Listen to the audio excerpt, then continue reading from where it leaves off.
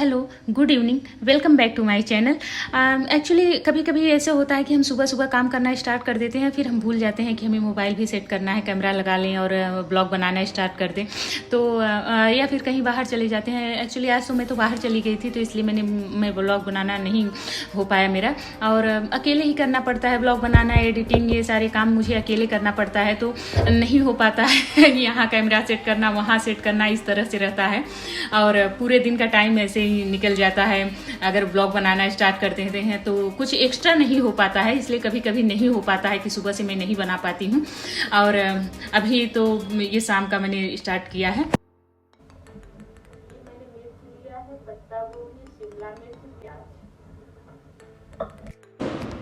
आज शाम को मैंने सोचा कि स्नैक्स में क्या बनाएं बच्चों के लिए, तो मैंने देखा रोटियां बची हुई थी। कभी चावल बच जाता है, कभी रोटी बच जाता है, तो मैं चावल रहता है तो मैं चावल फ्राई कर देती हूँ, रोटी रहती है तो मैं रोटी फ्राई कर देती हूँ।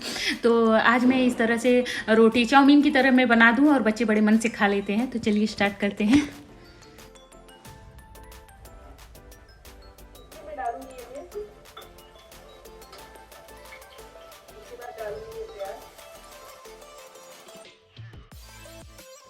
में डालूंगी एक पत्ता गोभी और एक शिमला मिर्च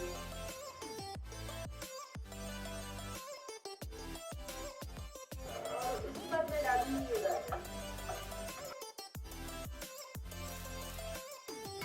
इसमें ज्यादा भुना नहीं है, बस इसका थोड़ा सा कच्चापन क्रंची सा रहेगा ना, तभी अच्छा सा लगेगा, पक जाएगा। इसे ना क्या कहते हैं, फुल फ्लेम पे ही आप इसे पकाइए और फ्लेम इसकी मीडियम या स्लो मत करिए, फुल फ्लेम पर ही बनेगा।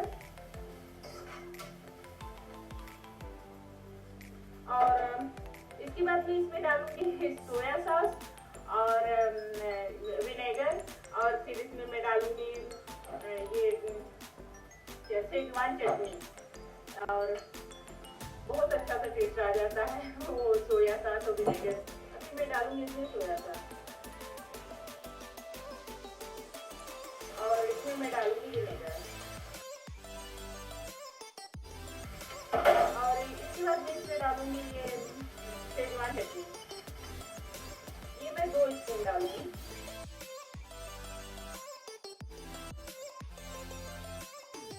मैं इस स्पून से 2 स्पून इसमें पानी डालूंगी, और ये जो मैंने रोटी रख रखी है कट करके, इसे मैं डाल दूंगी। ये बॉयल हो गया है इसमें, और ये रोटी डालूंगी। शेजवान चटनी में नमक होता है, तो मैं नमक नहीं डालूंगी, क्योंकि जो मेरी बेटी है ना, नमक बहुत कम खाती है, तो ये मतलब जितना मैंने शेजवान डाला है उसके लिए एकदम परफेक्ट है। और अगर आप लोग ज्यादा नमक खाते हैं तो इसमें थोड़ा सा हल्का सा ऊपर से नमक डाल सकते हैं।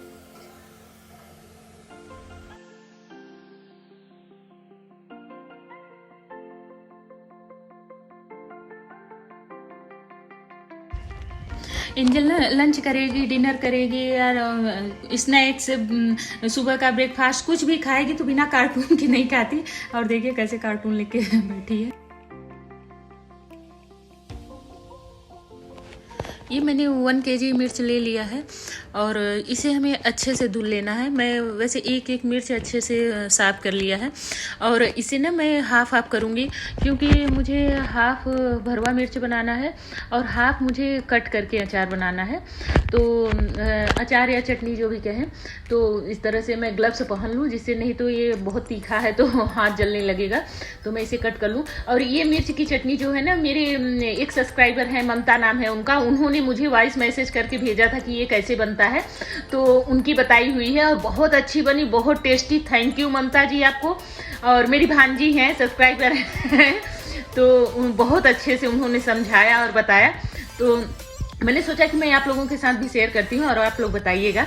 तो इसको फिर उसके बाद मैंने इसे इसमें करके बाउल में करके, और फिर मैं विनेगर डालूंगी। विनेगर ज़्यादा नहीं, बड़े स्पून से, टेबल स्पून से 6 स्पून मैंने डाला था, और इसे मैं मिक्स कर लूँ।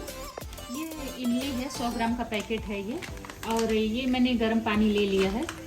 मुझे रात में ही भिगोना था, पर मेरे पास इमली थी नहीं, तो इसलिए मैं अभी लेके आई हूँ। तो ये मैं हाफ इसमें भिगो दे रही हूँ। लगभग 50 ग्राम इमली मैंने भिगो दिया है और इसे मैं 1-1.5 घंटे तक भिगो के रखूँगी। उसके बाद इसे मसलूंगी। इतना लहसुन ले लिया है और ये मैंने इतना अदरक ले लिया है अच्छे से धुल के, और मैंने ये लहसुन अच्छे से छील लिया है और इसे अब मैं मिक्सर जार में मैं पीस लूँगी। तो इसका हमें एक पेस्ट बना लेना है। दोनों में एक साथ पीसूँगी क्योंकि उसमें ऑयल में दोनों एक साथ ही डालेंगे।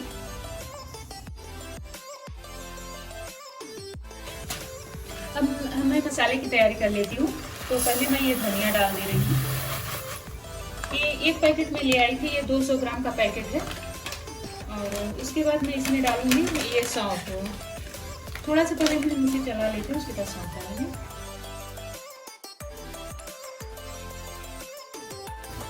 और इसी में मैं डालूंगी ये सौंफ। हमें एक साथ ये सब भून लेने हैं।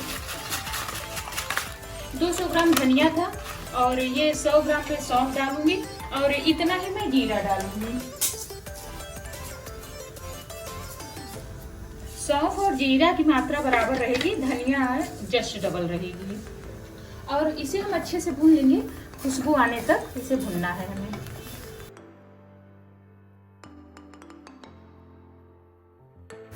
मीडियम फ्लेम पे हमें भूनना है, नहीं तो ये जल सकता है। मीडियम फ्लेम पे धीरे धीरे मैं भून लें।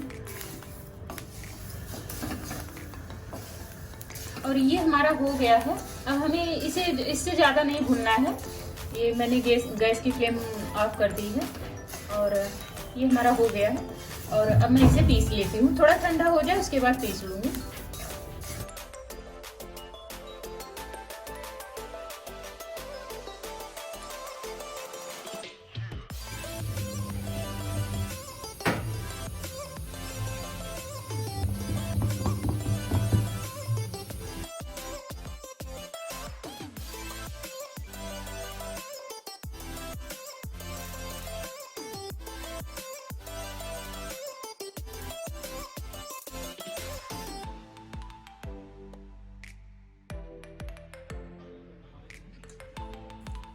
अभी ना ये मैं विनेगर में से ये मैं छान लेती हूँ मिर्च को, और छान के फिर हम इसको बनाना स्टार्ट करेंगे। सारी तैयारी हमारी हो गई है, सिर्फ अभी से बनाना है। इसे ऐसे छाने कि विनेगर अच्छे से हो जाए, छन जाए, आए ना इसमें, ये इस तरह से।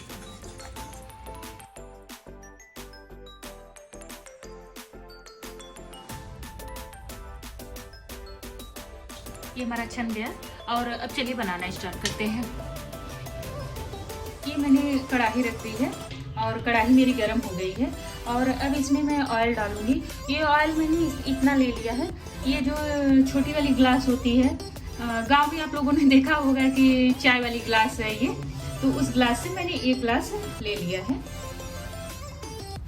और ये मेरा ऑयल अच्छे से अभी हो जाए उसके बाद फिर आगे बनाते हैं। ये मेरा ऑयल हो गया है और अब मैं इसमें डालूंगी ये हींग। उसके बाद ये मैंने जो अदरक और लहसुन का जो मैंने पेस्ट बना रखा था इसे मैं डालूंगी। और इसे ना हमें रेड होने तक अच्छे से भून लेना है। तो ये जब तक रेड होता है तो भून लेते हैं।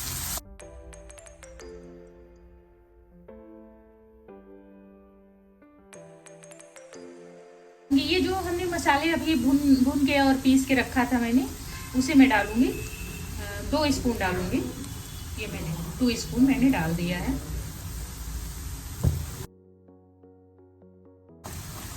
इसे भी हमें 2 मिनट तक भून लेना है, क्योंकि हमने इसे जब मैं शुरू में भून रही थी पीसने के पहले, तो बहुत ज़्यादा हमने रेड नहीं किया था, ऐसे बहुत हल्का सा ही भुना था। इसमें से बस खुशबू आने लगी थी, तभी मैंने इसे बंद करके गैस और पीस लिया था। तो अभी हमें इस टाइम पे इसे अच्छे से भून लेना है। और ये हमारा हो गया है। और अब मैं इसमें ये मिर्च डालूंगी, जो मैंने मिर्च अभी विनेगर से छाना है, इसे मैं डालूंगी।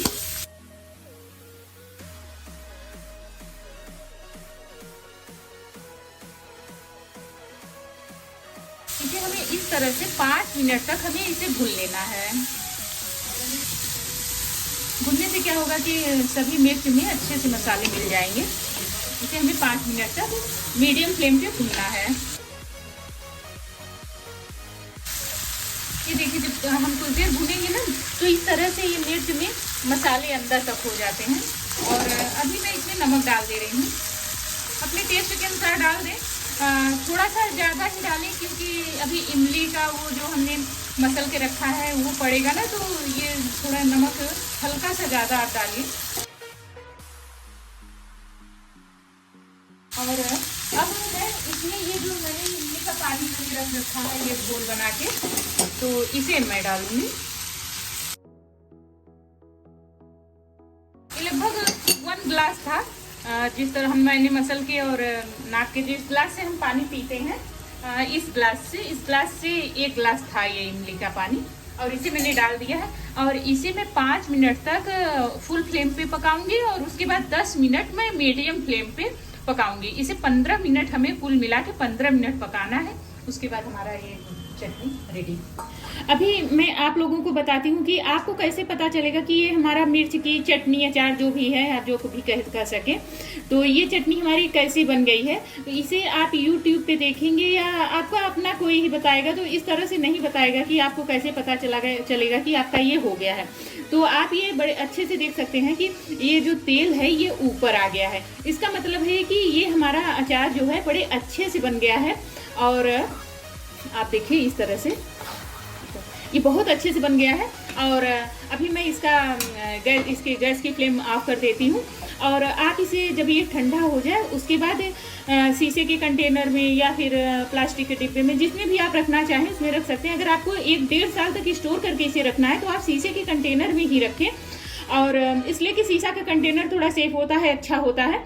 तो अब मैं जब ये ठंडा हो जाएगा फिर मैं इसे कंटेनर में भरूंगी।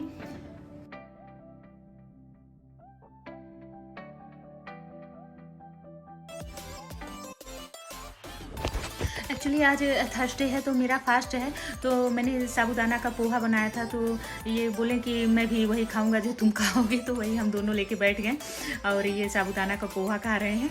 और आप लोग अगर यहाँ तक आए हैं तो प्लीज़ एक लाइक ज़रूर से करिएगा, और जो लोग नए हैं वो सब्सक्राइब ज़रूर से करें।